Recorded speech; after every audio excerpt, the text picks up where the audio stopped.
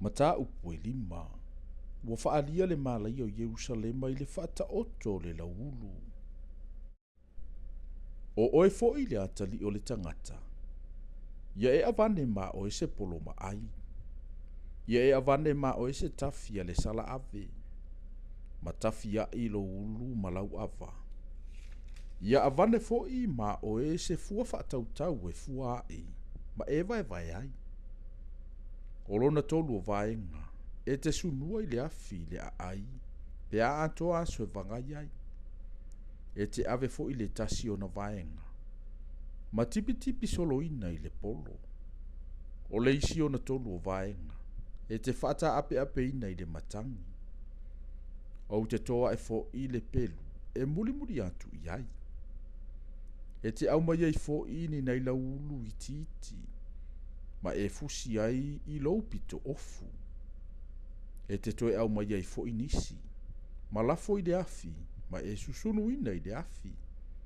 E alu atu ai le afi le ainga umma o Israelu. Ua whapeo na whetalai mai o lea li o Jehova. O Yerusalema le na ua autu wina o ia i totonu o nuu ese. Manuu o vanga ia o ia. Ua fau vale o ia ia ufa amasinonga. Ua sili o na amio leanga i nuu ese. Ua fau vale fo ia utu la fono. E sili nuu ua vanga ia o ia.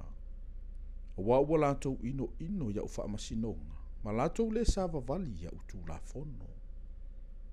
O le mea leo lo whapeo na whetalai mai ai o le ali o Jehova. O na ua sili o lo outou, whaanunu nunu inu ua vanga ia outou. Ma ua outou le sava vali ia utu la fono. Ma ua le whaia ufa amasinonga. Ma ua le whai e tusa matua nuu ua vanga ia outou. O le mea leo lo whapeo na whetalai mai ai o le ali o Jehova. Whauta o au lava. O te whaasanga antu i ante oe. Ma o whao o antu sala i ante oe lumbo no ese. O te whaia fo i ante oe se mea o te le i whaia. O te leto e whaia fo i se mea whapea. O na au mea umai i no sia.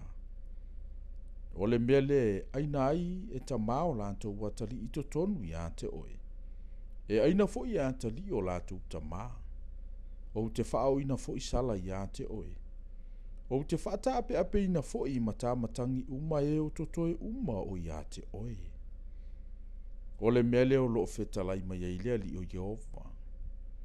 O lo ola au, e moni. O na ua leanga i ate oe lo malu. I au mea leanga uma. Ma au mea i ino sia uma. O au fo i o te whaato ai titina oe. O te le whaasao. O te le whaapelepele ina lava. E o tilo na tolu o vaenga o i ate oe i le whaamai. E wha umatia fo i le onge. I lantou i to tonu i ante oe. E whasia fo i le tasi vaenga i le pelu i mea umai si o inai oe. O te whaata ape ina le isi o na tolu o vaenga i matamatangi uma. O te toa e fo i le pelu. E muli atu i ate i latou. O te wha umantu la uwita. E tu mau fo i la uti ngā i ate i latou. O na toa fi le mua i leo au. O na iloa i leo i latou. O au o Jehova na oufa i atu i la ufua. Ina ua oufa umantu la uwita tele i ate i latou. O te whaia fo i oe ma mea ua whaatafuna i nama luma inu e se vanga ia oe. I luma o i latou uma oe ui ane ai. E whai fo i oe ma luma, ma upu whai, ma whaao ma mea e ofu ai inu e se vanga ia oe. Ina ua o whao ina sala i ante oe i lo uita ma lo utinga. Ma oa inga e matua o ngolava. O au o Jehova, o le whai atu ai.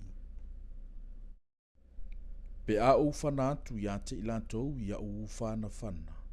O le onge e malai ai i latou. E whano ai i latou. O te whao ina atu ai fo i e whano ai o tou. O te whaatele ina le onge i ate o tou. Ma o ngausia le toto o la o tou me ai. O te whao atu fo I a te outou leonge ma manu ai. E au whanau ai oe. E ui atu I a te oe le wha mai ma le toto. O te whao atu fo I le pelu I a te oe. O au Jehova, o le whai atu ai.